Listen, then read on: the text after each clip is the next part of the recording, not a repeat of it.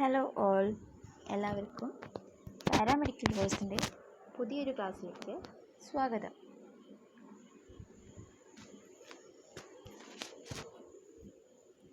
Paramedical കോഴ്സുകളിലൊക്കെ common ആയിട്ട് പഠിക്കുന്ന ഒരു സബ്ജക്റ്റാണ് അനാട്ടമി ആൻഡ് ഫിസിയോളജി.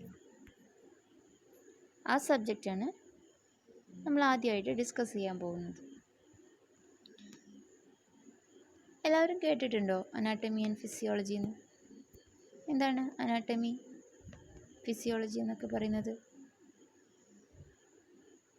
ഓക്കെ, നമുക്ക് അതൊന്ന് പരിചയപ്പെടാം അല്ലേ?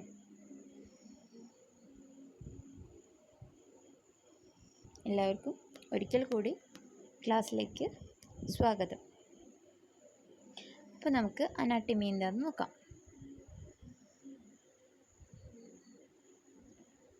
Anatomy, study of the parts and structure of the body. ഒരു ശരീരത്തിൻ്റെ സ്ട്രക്ചറിനെ കുറിച്ചും പാർട്സുകളെ കുറിച്ചും പഠിക്കുന്നതാണ് anatomy. Anatomy, study of the parts and structure of the body. It is Greek origin, ana meaning a part and tomi meaning to cut. Anatomy എന്ന് പറയുന്ന വാക്ക് Greek ഒറിജിനാണ്, Greek ഭാഷയിൽ നിന്നാണ് എടുത്തിട്ടുള്ളത്. അതിൻ്റെ meaning A part two cut.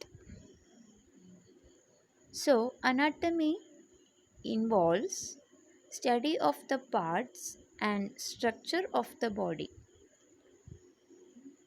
അതുകൊണ്ട് തന്നെ അനാട്ടമിയിൽ എന്തിനെക്കുറിച്ചാണ് പഠിക്കുന്നത്? സ്ട്രക്ചറുകൾ, ഒരു ശരീരത്തിൻ്റെ ഭാഗങ്ങളെക്കുറിച്ചും സ്ട്രക്ചറിനെക്കുറിച്ചും. അനാട്ടമി എന്ന് പറയുന്നത് study of the parts and structure of the body. ഒരു ശരീരഭാഗത്തിനെക്കുറിച്ചും അതിൻ്റെ ഘടനയെക്കുറിച്ചും പഠിക്കുന്നതാണ് അനാട്ടമി. ഇനി നമുക്ക് നോക്കാം, എന്താണ് human anatomy? Study of anatomy of the human body. മനുഷ്യ ശരീരത്തെക്കുറിച്ച് പഠിക്കുന്ന ഇതിനെയാണ് ഹ്യൂമൻ അനാട്ടമി എന്ന് പറയുന്നത്. ഹ്യൂമൻ അനാട്ടമിയെ മെയിനായും 2 ടൈപ്പായി ഡിവൈഡ് ചെയ്തിട്ടുണ്ട്. Microscopic or gross anatomy, microscopic or histology. Microscopic anatomy. Microscopic anatomy, study of structures that can be scene with naked I. നഗ്നമായ നേത്രങ്ങൾ കൊണ്ട്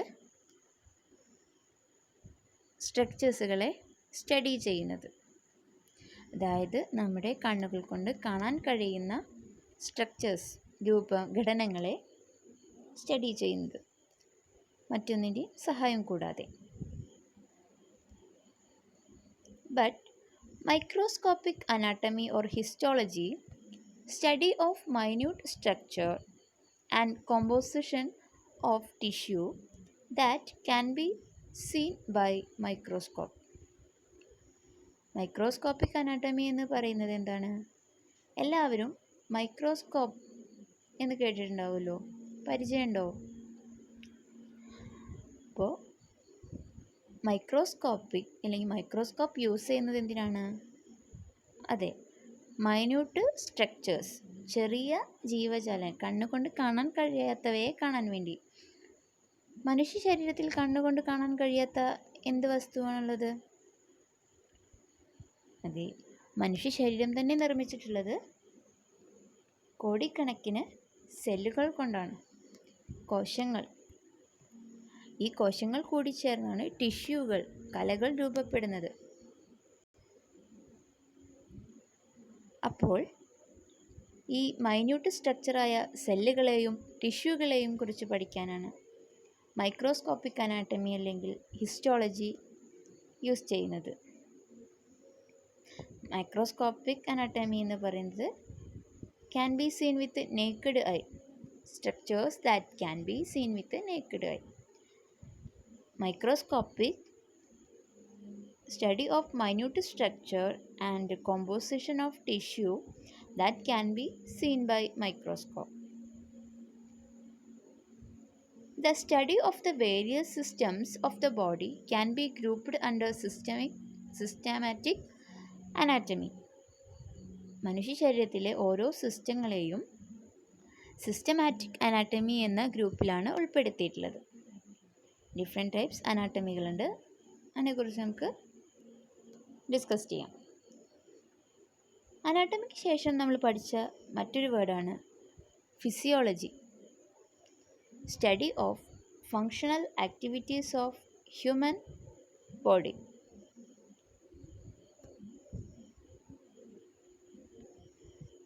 മനുഷ്യ ശരീരത്തിൽ നടക്കുന്ന പ്രവർത്തനങ്ങളെ ആണ് ഫിസിയോളജിയിൽ നമ്മൾ സ്റ്റഡി ചെയ്യുന്നത്, അല്ലെങ്കിൽ ആ ആക്ടിവിറ്റികളെ കുറിച്ചുള്ള പഠനമാണ് ഫിസിയോളജി എന്നറിയപ്പെടുന്നത്. ഇനി നമുക്ക് ഒരാളെ പരിചയപ്പെടാം. ഹിപ്പോക്രാറ്റസ്. ആരാണ് ഹിപ്പോക്രാറ്റസ്? Father of medicine. മെഡിസിൻ്റെ ഫാദറായി അറിയപ്പെടുന്നതാണ് ഹിപ്പോക്രാറ്റസ്. ഓക്കെ, ഇനി നമുക്ക് മനുഷ്യ ശരീരത്തെക്കുറിച്ച് പഠിക്കാം. The body, large structural unit made up of many millions of smaller units called cells. നേരത്തെ നമ്മൾ പറഞ്ഞു, ഒരുപാട് ചെറിയ കണ്ണുകൊണ്ട് കാണാൻ കഴിയാത്ത കോശങ്ങളെ നമ്മൾ വിളിക്കുന്ന ചെറിയ യൂണിറ്റുകൾ കൊണ്ടാണ് നമ്മുടെ ഈ വലിയ സ്ട്രക്ചറിലുള്ള body നിർമ്മിച്ചിട്ടുള്ളത്. Large structural unit made up of many millions of smaller units called cells. ചെറിയ യൂണിറ്റുകൾ കൊണ്ടാണ് ബോഡി നിർമ്മിച്ചിട്ടുള്ളത്. അതിനെ നമ്മൾ സെല്ലുകൾ എന്ന് വിളിക്കുന്നു. Cells having similar structure and functions are grouped together to form tissue. ഇങ്ങനെ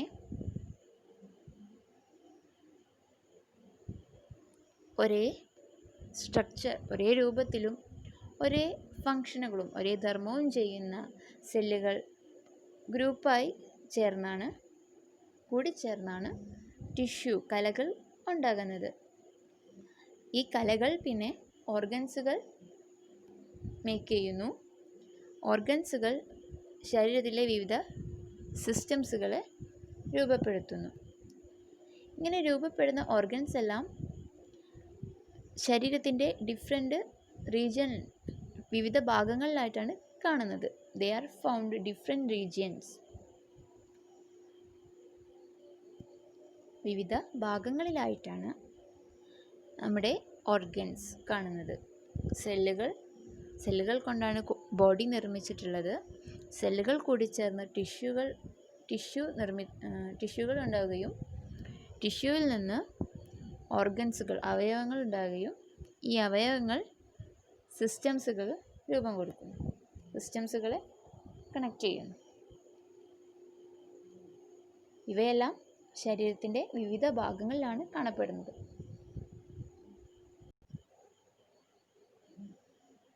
അനാട്ടമിക്കൽ പൊസിഷൻ നോക്കാം. ഇനി എന്താണ് അനാട്ടമിക്കൽ പൊസിഷൻ?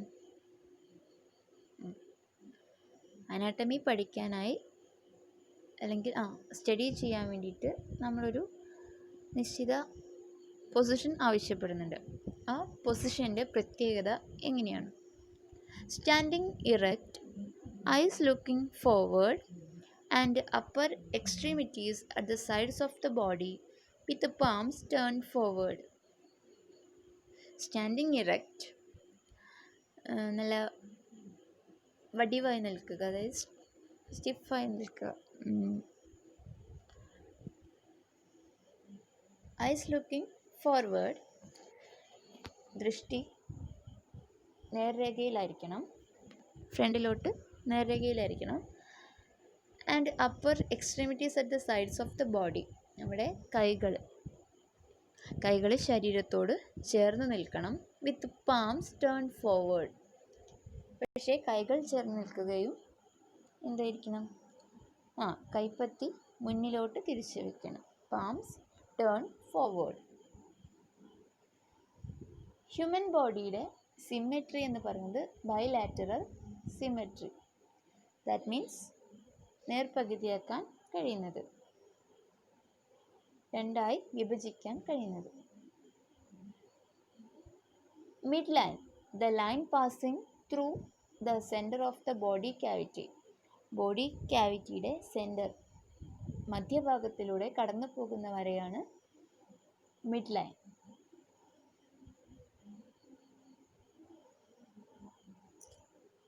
ഹ്യൂമൻ ബോഡിക്ക് ബൈലാറ്ററൽ സിമെട്രിയാണ്. മിഡ് ലൈൻ എന്ന് പറയുന്നത് ബോഡി ക്യാവിറ്റിയുടെ സെൻറ്ററിലൂടെ പാസ് ചെയ്തു പോകുന്ന line.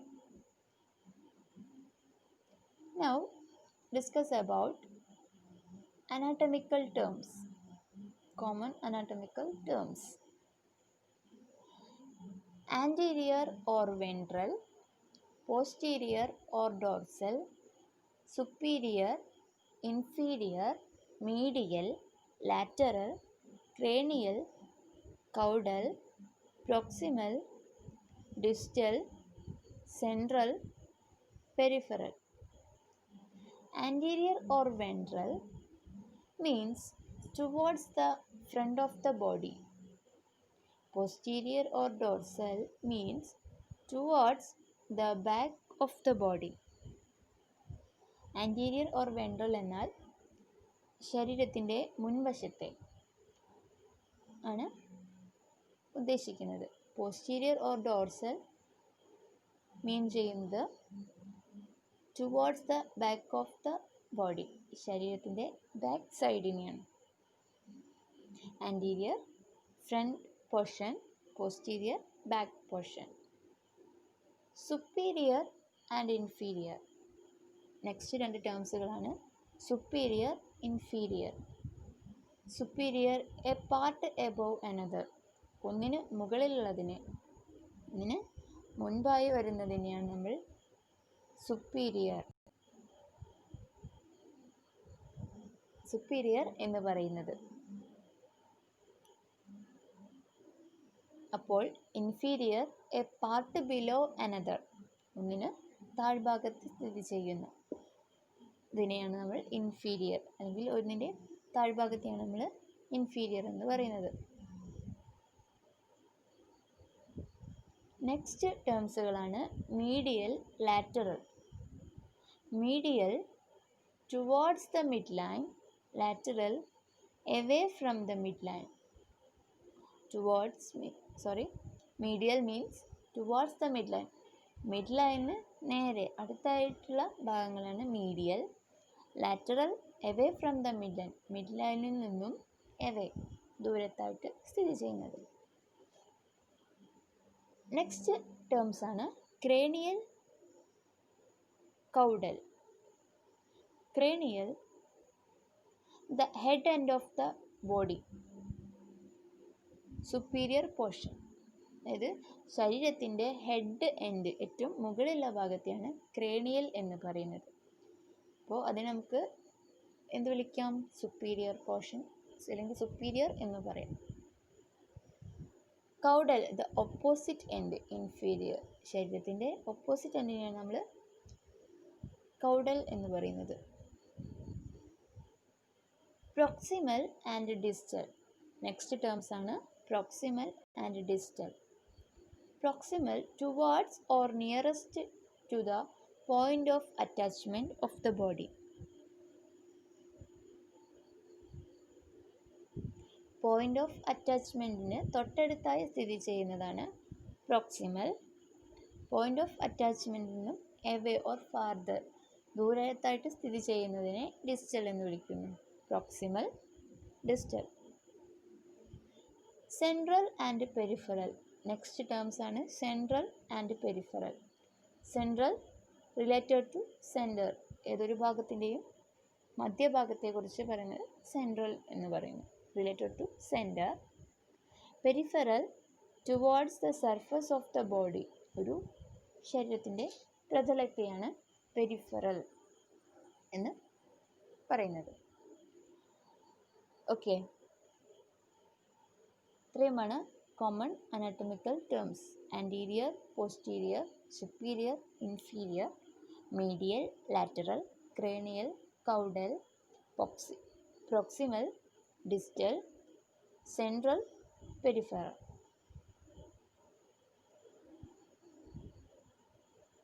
Now discuss about general anatomy. General anatomy subdivisions of anatomy.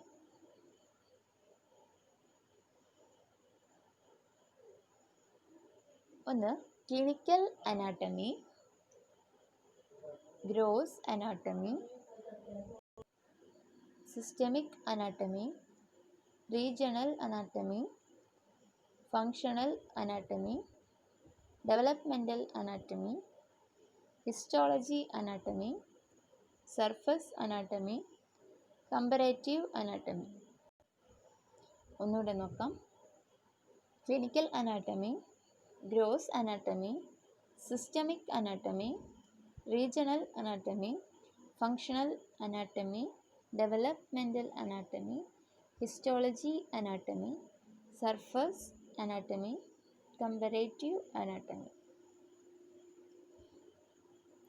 ഇനി നമുക്ക് വിവിധ സിസ്റ്റംസുകളെ, ഡിഫറെൻറ്റ് സിസ്റ്റംസുകളെ നോക്കാം. ബോഡിയിലുള്ള, ഹ്യൂമൻ ബോഡിയിൽ നടക്കുന്ന സിസ്റ്റംസുകൾ.